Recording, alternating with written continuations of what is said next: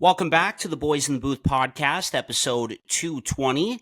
Nice number for this one. Cody Abrams and Melbourne, all three of us back with you this week for your regularly scheduled podcast. And as we always do, let's get into core four stories, guys, right off the hop. And I think we have to start with the Nashville Predators. You know, Barry Trotz kind of radioed himself this week, as Elliot Friedman would say, with the comments on Nashville radio that if we don't start to get it together here, I'm going to start our rebuild plan. And obviously, a lot of people took that and ran with it and just went absolutely ballistic. So Trotz certainly, went with that quote and radioed himself, and it was just totally up in the air for interpretation. But the fact of the matter is that even though the Predators beat the Utah Hockey Club this weekend, it has not been very good for Nashville, who kind of won the offseason. A lot of us were saying with the signings of Marchessault and Stamkos and Brady Shea and the list goes on. 5-9-1 out of the gate, even after that win against Utah. We know about the hole in the second line center spot. Dante Fabro as well, placed on waivers, former first round pick, claimed by the Columbus Blue Jackets. So let's get into the Predators, Barry Trotz's comments, all of it to start the core four stories here, boys. They are absolutely falling apart. And when it comes to Barry Trotz's comments, I don't think that's unjustified what he said, because this is a team over the last 5 years that we've messed around with the term rebuild, and it's always been a retool for them. They always seem to try to make one last push and figure something out to get themselves into the playoffs. And it's worked a couple times, but they've always been teetering on the cusp of a rebuild. And this season they went all out to be good, and it's failed so far. So, next year being the start of the rebuild doesn't seem like it's too far off. Now, that being said, you guys are well aware that Philip Forsberg is going to take over here soon, and they're going to be just fine. So, listen, there's zero chance that there's any rebuild coming for Nashville. They just spent like $100 million on new players. That's just a tongue-in-cheek comment that he makes to the radio show. Clearly, there was no actual meaning behind it. I wish I listened to the actual clip before this to see the tone of his voice, or to hear the tone of his voice, because surely he didn't mean that in a serious way. He was just kind of giving his guys a kick in the ass, right? Like, no way that was serious. They just spent so much money. They need another canceled U2 concert or something. Right now, they're tied with the Chicago Blackhawks for 28th in the NHL. Not a good spot to be, but there's no rebuild coming in Nashville. They've got their pieces in place. They just need to figure it out. Yeah, no, absolutely. He's trying to light a fire under his guys, that's for sure. So, all right, we'll start with that. Number 2 now, Val Nichushkin, boys. He's back with the Avs. He returns Friday when Colorado takes on Alex Ovechkin and the Washington Capitals. We'll get to Ovi a little bit later on here. But Nichushkin back with the Colorado Avalanche after being in the NHL Player Assistance Program for 6 months. So last kick at the can here, fair to say, for Nichushkin with the Avs, even though he's got some term left on that contract. Yeah, well, this couldn't have come at a better time for the Colorado Avalanche, who have kind of struggled to start this season, and he adds a lot to that lineup, a lot of physicality and scoring. So that's something that they need. It's the goaltending that they really need to fix, but having a top 6 forward back in the mix is a big deal. And yeah, this is another shot for him. And 3 strikes, you're out. I think this is a big deal for him, and I'm rooting for him, just like I am loving seeing Jacob Vrana playing in Washington right now. It's great to see. Yeah, good stuff. In case I was going to say the same thing, like, does he play goalie? Because that would be the one thing that team needs more than anything else. But yeah, I'm on the Nichushkin train, guys. I drafted him in one of my fantasy leagues. In our Boys in the Booth fantasy league, I've been trying to pry him out of Emerson's hands. Emerson, not going to happen. Emerson, listen, he puts in the chat that he's looking for a goalie and that he's trying to retool his team on the fly. And I sent him several offers trying to give him, whether it's Markstrom or Gibson or Dostal, my goalies, trying to get Val Nichushkin, and he just declines every trade offer and doesn't send any trades in return. And it's like, listen, I know the trades I sent you weren't fair, but it's a negotiation, okay? Obviously, I'm going to start high, and then you've got to get me down, and we meet in the middle somewhere. So, Emerson, if you're listening here, let's make a deal. I would like to have Val Nichushkin on both of my fantasy teams, and you've got him right now. If this was like a strategy to get me to talk to him about that, I'm not going to. Just no, so you it know. is. It is very much a strategy, and I'm relying on you to bridge the gap between us right now, Harper. We need a mediator here. I'm good. All right, boys, sticking with the Central Division, we have to mention the Winnipeg Jets, first team in NHL history to win 14 of their first 15 games to start the season. I watched that entire game against Dallas, and this team is just absolutely flying. Like it's all four lines. They've got the elite number one goaltender. Obviously, everyone's chipping in.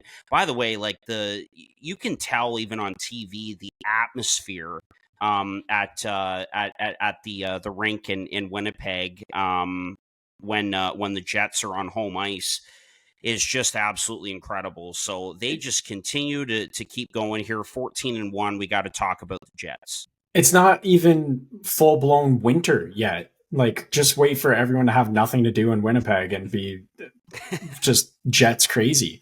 Like, I don't have that much more to say about them because we've been talking about them ad nauseum because they've been so phenomenal. I'm kind of just waiting for it to end, but they're just so good. And it's come to the point where, it's the Canadian media. They beat Colorado 1-0, and the headlines were like, Jets performance not up to snub. You shut out one of the best teams in the league. You're like expected to be the best. So yeah, they're so good that they're upset about 1-0 wins nowadays. God. Two things on the Jets I want to say. Number one is I think there's an argument to be made that they're the second best team in the NHL because the Maple Leafs beat them. They're the only team in the league to beat them. So I wanted to put that out into the universe right now. And number two, Harp, you kind of touched on this. Their fans have been incredible this year, and you love to see it. And the fans in Winnipeg are some of the most loyal and energetic fans in the entire league, and they pack that building when the team's good. When the team's bad, it's not so good by all accounts. But two different chants that they've got going this year so far. Where is Rutger? When McGroarty was playing in the American League and the Penguins came to town and he wasn't in the lineup, that's an all-time great chant from those fans. And then the other night to Ottinger saying Team USA backup or however they phrased it, they were chanting that because they know Hellebuck is the guy who's going to lead Team USA and be the starter there. And they like those fans are just incredible and ravenous, right? That's a great word. And it makes me jealous because you just know for a fact that building, even though the capacity is about 5,000 fewer than Scotiabank Arena in Toronto, it's about 10 times louder. No, it's absolutely wild. And Ottinger got pulled in that game, of course. Casey DeSmith had to come in relief. So, yeah, the Jets just continue to keep rolling. And all right, fellas, we'll finish off the core four stories this week with Alex Ovechkin. Mentioned him a minute ago, but what an incredible start to the season! Like just night and day difference from last year to this year. And he's got 10 goals already and just 31 goals within Gretzky's record. So we got to talk about the Ovechkin and the Capitals. I mean, they just spanked St. Louis the other night 8-1, but focusing on Ovechkin and closing in on that record. Yeah, I think last year put a lot of fear into people's minds that maybe he wouldn't be able to catch Gretzky, but he's definitely shutting them up so far this year, and it is having an effect on his team. You have to imagine that it is electric in the locker room and on the bench every single time he scores a goal because it just, feels like you're one day closer to Christmas, and it's showing in that team's record right now. Yeah, it seemed like at the start of the year, there was no chance he was going to get 42. I think he needed to tie 43 to pass. Like, could be a goal or two off there. And now it seems like it's a foregone conclusion that he's going to get it done this season if he continues at this pace, obviously, is the big caveat there. But so far, so good for this Caps team, who's in a pretty good spot after adding some good pieces. And Dylan Strome, like, what a player, assisting on all 10 of Ovi's goals this season, which is just crazy. There's a new dynamic duo in town, and it's not one of Backstrom or Kuznetsov. It's Ovi and Dylan Strome, which is just crazy to see.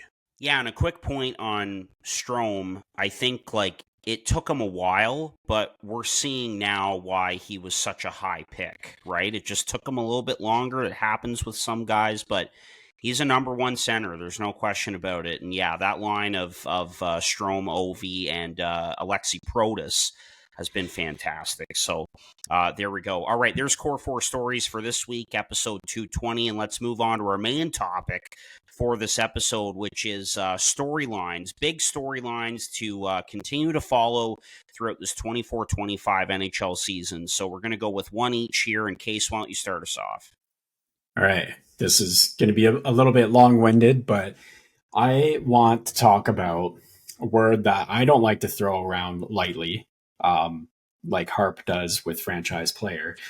A word that hockey fans like to sit on their couch with their beer and reminisce with their buddies, talking about the glory days. A word that we had to move away from in the NHL video games because, well, it just didn't come up as much anymore. And that word is dynasty. The early 80s Islanders winning 4 of 5 straight cup final runs, the late 80 Oilers winning 4 straight, 90s Pens, 90s Wings. After that, we didn't have one forever. The Pens, Blackhawks, King, 3-headed monster, 2012 to 2017, but none of them were dynasties. Tampa had 3 straight finals and 2 cups, but somehow, people are throwing bubble asterisks on them. Maybe if they won that third one, they're a dynasty. Well, I think that's got to be the definition, right? 3 in a row is a dynasty. 3 in a row could be it. I don't know. Where do you draw the line? But I think that this year, one team has a chance to take a giant leap towards being a dynasty, and that team is the Florida Panthers. Last year, Cup champs. The year prior, they were the 8th seed and went and lost in the Cup final. The year before that, they were the President's Trophy winning team. And this season, they are tearing it up. Second only to Winnipeg in the league with an 11-3-1 record, while missing Tkachuk for 5 games, Barkov for 8 games. The next man up mentality, high scoring, physical, suffocating defense. They haven't had that good of goaltending yet. And look at their record. Sam Reinhart has found another gear. Sam Bennett has been incredible in a contract year for himself. Lundell stepped up big when Barkov was gone. I really like what I see from them right now. And so does Money Puck, who has them with the greatest odds to make the Cup finals and win the Cup. The results of the season, it's going to really start the conversation for dynasty, depending if they make the finals or win the Cup again. But where it gets interesting for me is that the Florida Panthers are in a great cap situation too. Reinhardt's 8.625 for the next 3 years. Tkachuk, 9.5 for the next 3. Barkov, 10 million for the next 3. That's 32% cap space for their top 3 players compared to the Leafs with 40.6, and maybe next year even higher. Colorado 35.1, Edmonton 34.4, 40.6 next year. I like the situation they're in. They have 15.7 million to lock up Ekblad and Bennett, who are the only guys of real value up on contracts next year, and then some more depth. The cap situation and the age of this team and everyone being locked up for another 3 years just screams highly competitive team moving forward. And then they're hitting on draft picks. Jack Devine, 7th round. He's got 17 points in 10 games NCAA right now. Last year he had 56 points in 44 games. Absolutely tearing it up. You throw him in there with an ELC contract, one more ELC contract, this team could be the start of a dynasty moving forward. And it's really up to this season right here. So that's my story to watch this year. That's a great one to keep an eye on, because the Panthers, it seems like they kind of came out of nowhere. Like they were this scrappy team of kind of misfits. Like in the past, we've compared them to a Vegas who, they had a bunch of bargain bin players who were kind of just assembled and thrived in that position, getting more of an opportunity. So it's an interesting take, because Dynasty, I think you need 3 championships in a row. That's where I'm going to draw the line when I describe a Dynasty. Otherwise, I think the Capital, or what am I saying? The Blackhawks, rather, the Penguins, the Tampa Bay Lightning. I think all of those teams, and maybe even the LA Kings, like, or else we're calling them dynasties, but they didn't get 3 in a row. So I don't think. Yeah. But they also didn't, the President's Trophy in there. And like, I don't know. I think it's really building that way. Yeah. And listen, it's semantics. It depends how you define dynasty. And that's where I'm drawing the line, is 3 championships in a row. And the Florida Panthers have the team to do it. And like you mentioned, they've got guys locked up. They've got their entire core really locked up for years to come. Losing a couple bodies on the blue line didn't really seem to make this team miss a step here. And, talking about hitting on draft picks, Anton Lundell, Baby Barkov has been an incredible player this year. He's only getting better. So $5 million for the next 3 years. That's the thing. So they're in this window now where they've got everyone locked up. The Atlantic, we talked about a couple weeks ago, maybe being the best division in hockey.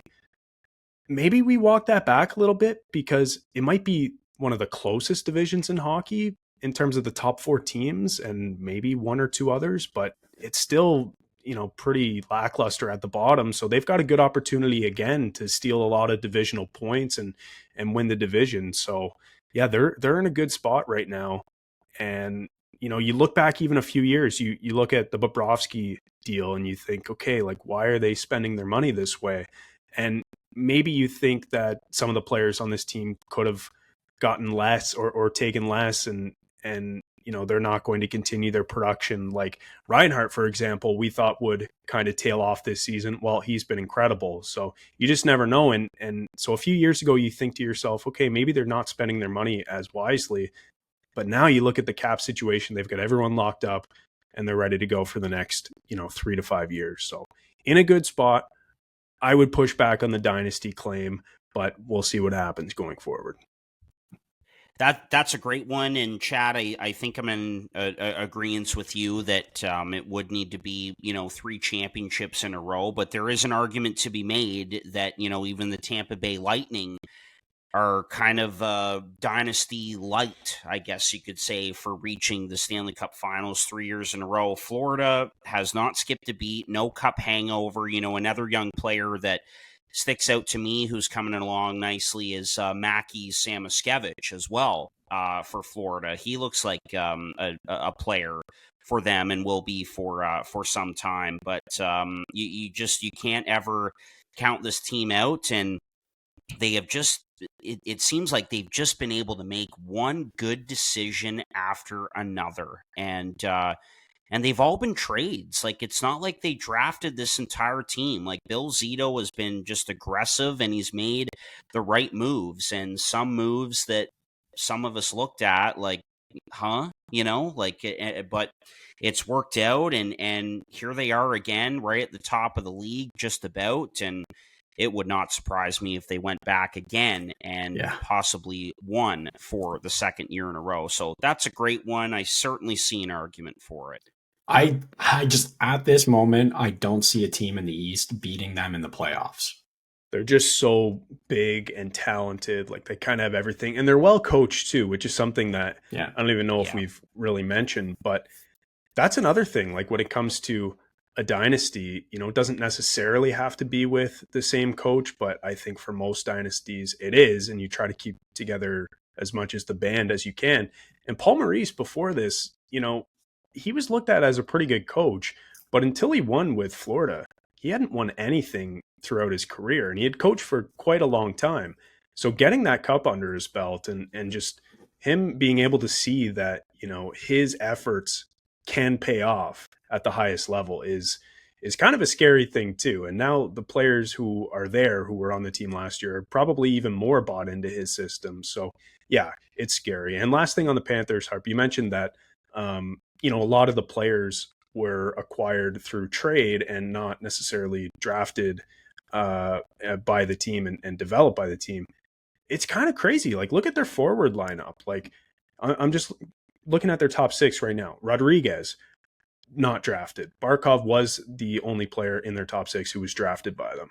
Reinhart, Verhaeghe, Bennett, Kachuk, like all of these guys. Then you go down the lineup, like Boquist, like all of these guys are acquired by trade. And there aren't many teams around the league who are constructed like this because of the salary cap. And it's hard to sign UFA players and make good hockey deals that makes your team better. So it's interesting the way that they're built, but I think that's what makes them kind of different.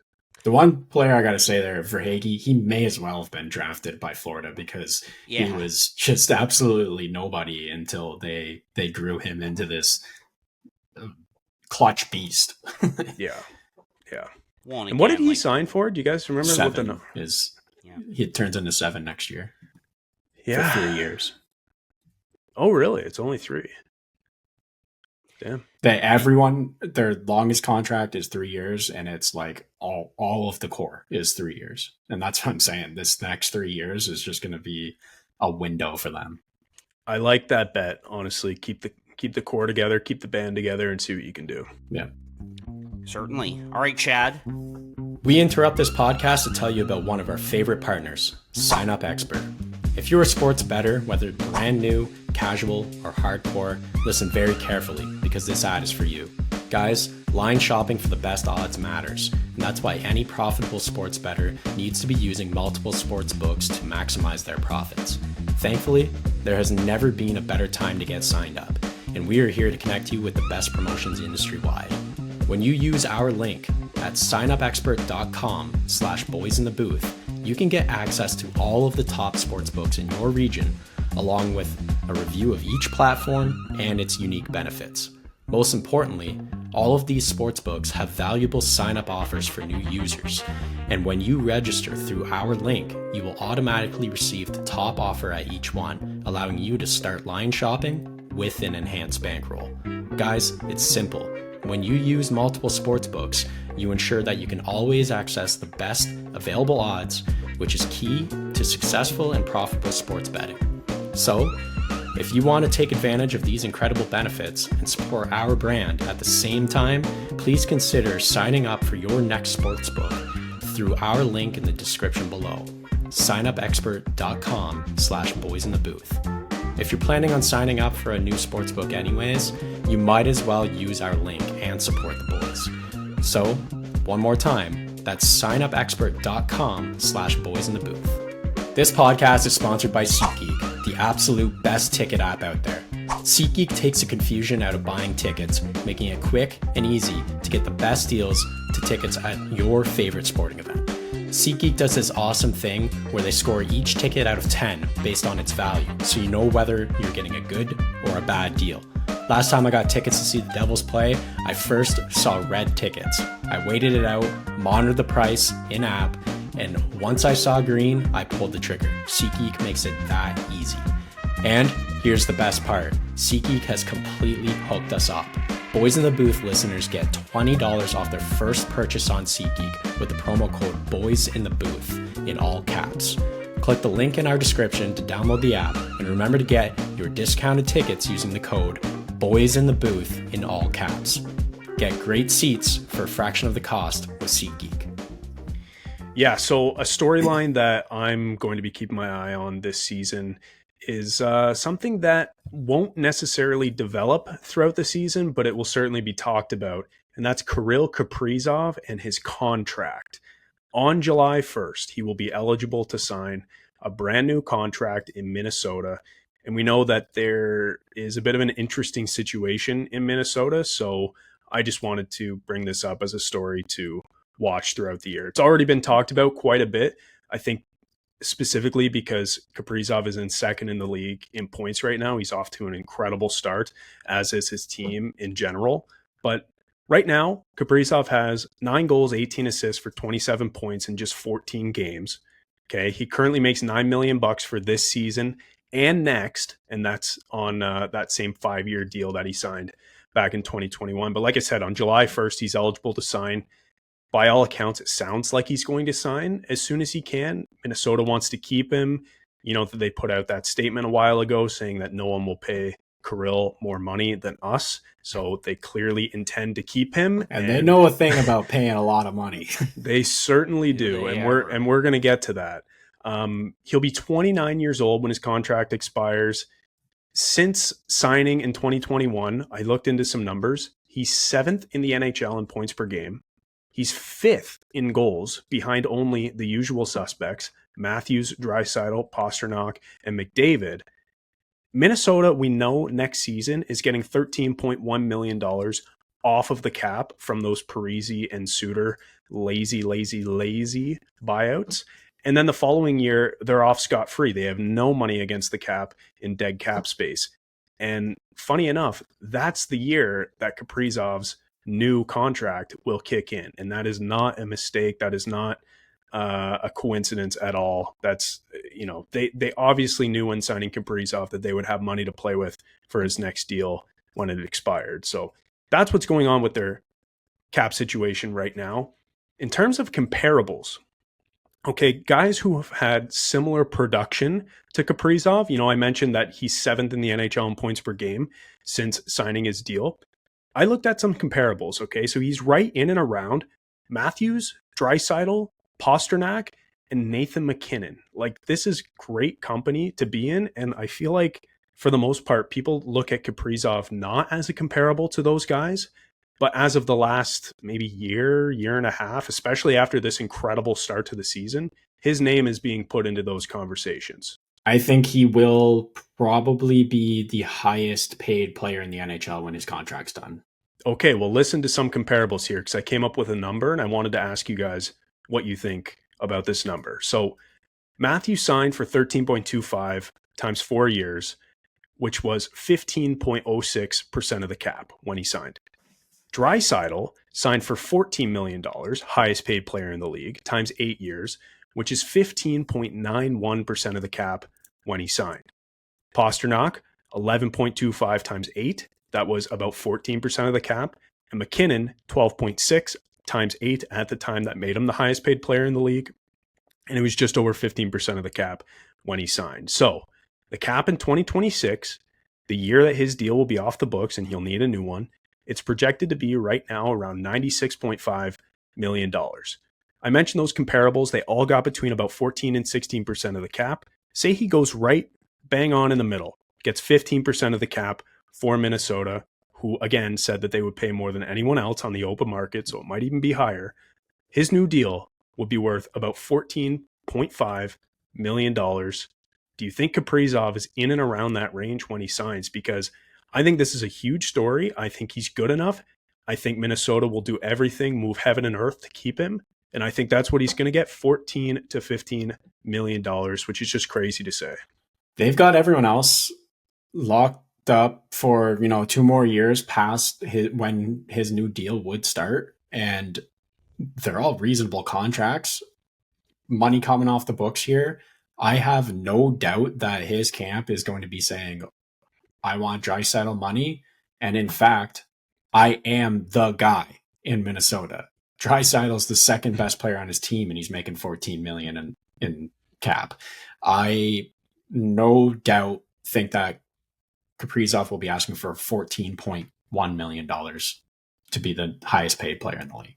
If you're Minnesota, though, would you do it? Would you give this guy, say he wants 8 years, would you give him 15? 14.5, 15?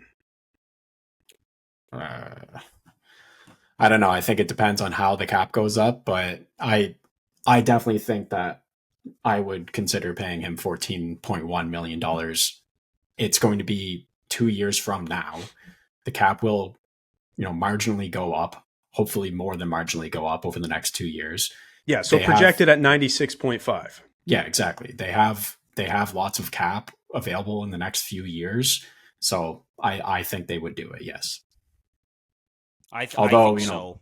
The PTSD lingering around of like signing contracts like that. And as a Devils fan, I'm well aware what it's like signing a Russian to a contract like that. Yep. Yeah. No, I could totally see this happening. And again, I just go back to Craig Leopold's comments from the Wild owner that yeah, like no one else would be able to pay him what we'd be able to, and everything else. And yeah, he is the guy. If they don't have him in the lineup, it's just a totally different dynamic for them. Like he is the driver of that team and the heartbeat of that team. So I could certainly see that. And that's crazy. Like the numbers, like the points per game numbers since coming in 2021, and the elite company that he's with. I was blown away in that category. That only right 4 there, guys have scored more. Like, yeah. would you, if you were thinking off the top of your head, like, would you put him at number 5 in the league in goals since 2021? Like, it's crazy. I think I would consider points, but I don't think goals come to mind. I know, right? I thought the same thing. No, unbelievable for sure. But yeah, that is a big storyline that we'll continue to follow, and I do believe that Minnesota will move heaven and earth, as you said, Case, to keep this guy and get him locked up for a long time. Absolutely. So, we'll move on now to the storyline that I've got here, guys, and I do think it is a pretty big one, and we're already talking about it early on here, but it's that between Buffalo, Ottawa, and Detroit, like which one of these 3 teams will be the one to push through and get into the playoffs? I think is a big storyline to follow. And as Elliot Friedman put it pretty accurately this week, it's like that Spider-Man meme with all the Spider-Men standing around. They're all pointing at each other, like which one is it going to be? And yeah, it just seems like between these 3 teams, like they just like they're so good at giving us false sense of hope. And so, yeah, and they're all right around the same record, kind of 500 out of the gate. It's like, oh, okay, like win 3 in a row, lose 3 in a row, bad game here, bad game there, good game here, good game there. And so they've all got long playoff droughts at this point. Obviously, the Sabres, unfortunately, they have the longest at 13, but that's the storyline I'm going with is which one of Buffalo, Ottawa, and Detroit will be able to finally push through and get into the playoffs as a wild card team, I would expect. So that's what I'm going with. Well, it's a good storyline for us to keep track of because I think it hits, near and dear to us as well as, our family members and fans around this location, because it seems like everyone is a Senators fan or a Habs fan, a Leafs fan. I know a few Detroit fans, and I know one weirdo. Sabres fan. So yeah, it's near and dear.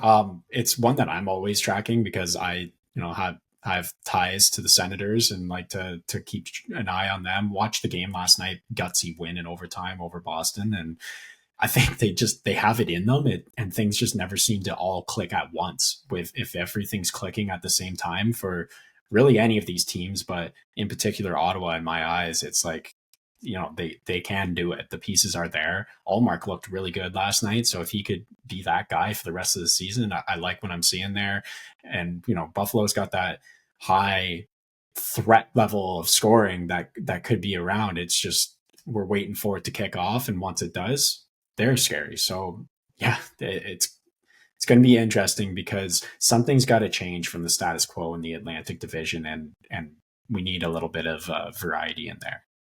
Yeah, totally. But when I look at the standings, I look at these teams, I got to tell you, I don't have much confidence in one of the bottom 4 teams in the Atlantic taking a step. And I think the only way it happens if a team like the Bruins drops off, because I think Tampa Bay, they've got their warts, but I think they're going to be fine. Toronto and Florida are clearly going to be fine. So then it's like Boston is the team to drop off, and I picked them to win the division this year because I think they're better than what they've looked like throughout their first 10 to 15 games. So I don't know, like it's tough. If I had to pick a team that I'm most confident about, I would say the Sabres, because on paper they should be the best team out of those bottom four, but they just have this culture of losing that they've had for at least the last 13 years when they haven't made the playoffs, and it's just not a good look on the team. So I'm not really sure how it's going to shake out, but I gotta tell you, like the Maple Leafs played the Red Wings and the Habs over the weekend, Friday, Saturday, back to back. And I got to tell you, both of those teams, just not much there. Like in the Detroit game, the Leafs only won by a couple goals, and one of them was an empty netter. But outside of that top line, like there's just nothing going on there. And then like their defense is awful, and like on paper and like through the eye test watching that game. And if it wasn't for Cam Talbot, like I don't know where this team would be. They'd probably be at the bottom of the league right now, and they're pretty close already anyways. And then Montreal, like, normally this team brings their absolute best against the Maple Leafs and treats it like a game 7 every time. And who knows, if they matched up in the playoffs right now, Montreal might even beat them in a 7-game series again. But boy, they looked bad on Saturday. Just like not a good hockey team, a team that's not even close. And the Leafs play Ottawa coming up here in a couple days. And, again, I know the Senators are going to play like it's game 7 of the Stanley Cup playoffs, but I just haven't been impressed from what I've seen. And that's a team who's been needing to take a step for years now. So I don't know, until I see something of promise from any of those bottom 4 teams, I just can't bet on any of them taking a spot. It's just, it's like we talked about last year coming up to the playoffs. Case, I think you called it the playoff crawl in the Metro Division between, it was the Capitals and Philadelphia, and I think the Penguins, I think, were in there, the playoff crawl, and no one wanted points. They were just throwing points away. And that's what it seems like, especially with these interdivisional games here between these teams. It's like no one even wants these points. They're just throwing them away. There's no fight from any of these bottom 4 teams. So until I see something that impresses me, I just can't see any of them taking that step, but I would like to see it. And Harp, I need to bring this up as well. I was talking to Adam about it on the weekend. Tage Thompson quietly has 10 goals, is second in the NHL technically in goals. So like that's something. You need other guys to contribute as well. You need Dylan Cousins to get going and other players down the lineup. But 10 goals is not nothing. They just need to string some more wins together. They've got 3 in a row right now, so we'll see where it goes. But it's a good storyline, and I thought about bringing this one up myself because obviously we'll be tracking this all year. No, I think absolutely. I called it a crawl, and then it was like Saravalli or someone said it was the pillow fight, and then we ran with that for a while because that was funny. But that's what it feels like. I just have to point out that like Marion Lemieux had 85 goals in a season, so it just and 199 points, Harp. Oh, geez. But anyways, I don't really want to go on a huge tangent on Talbot here, but man, that guy is good. Has a good career. I looked back the other day because I watched a Detroit game and he was playing unbelievable, and I'm like, what's he got going on? And I looked back, I'm like, man, what a good career. Can you believe he played 73 games for Edmonton and had a .919 save percentage in a season? I don't even remember him playing for Edmonton. I remember him backing up in New York. Like that was when he first came onto the scene, and you were like, "This guy is 941 in 21 games backing up." Yeah, but he's had like a number of really good seasons, 2 stinkers. But he's a career 914. I'm looking at just now. Yes, exactly. I would say that outside of the time that he spent with the Ottawa Senators, like he's been good everywhere he's gone. Yeah, and that's just the life of a Sens fan is they just goaltending is Where goalies go to die. An elusive beast. Well, it's either they go to die or they have a young guy who plays really good or plays okay. They trade him and then he's the best goalie in the league.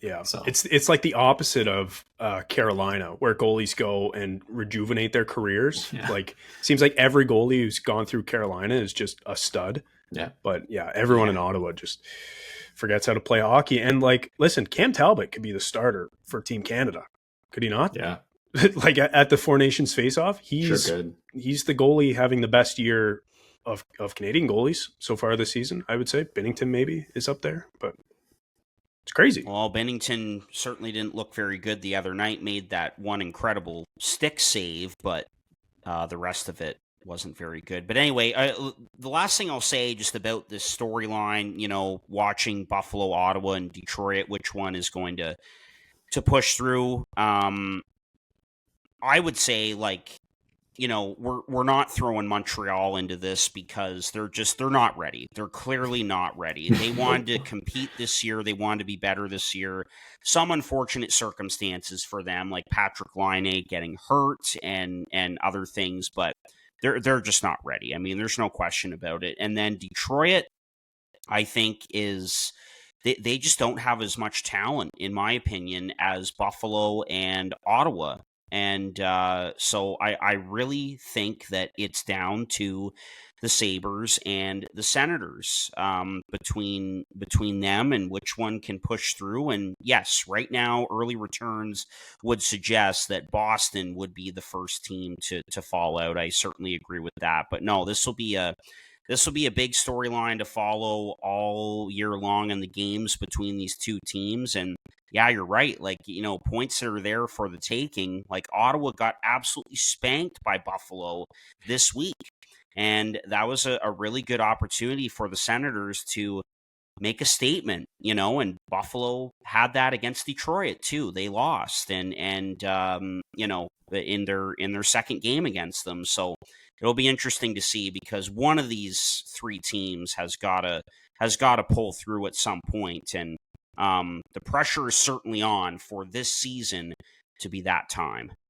Yes, for sure. And you're right with Montreal. Like, obviously, they were not expected to compete for a playoff spot, but they added, and I know Laine's been hurt, but they got Doc back, they got Newhook for a full season, like all these guys. So they were supposed to be better than where they are right now. And, they've added a bunch of young players into their lineup as well, but it just hasn't gone right. And I saw someone say the other day after the Toronto-Montreal game, I saw someone say, Lane Hudson is averaging over 23 minutes a night for this team, which is crazy, by the way. Like he's a kid.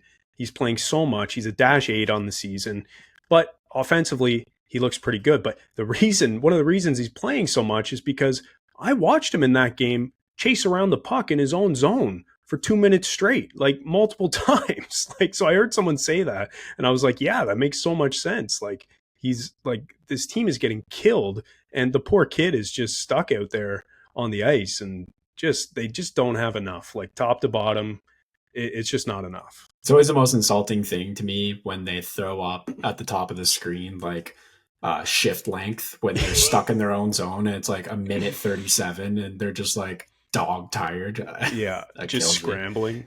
Yeah.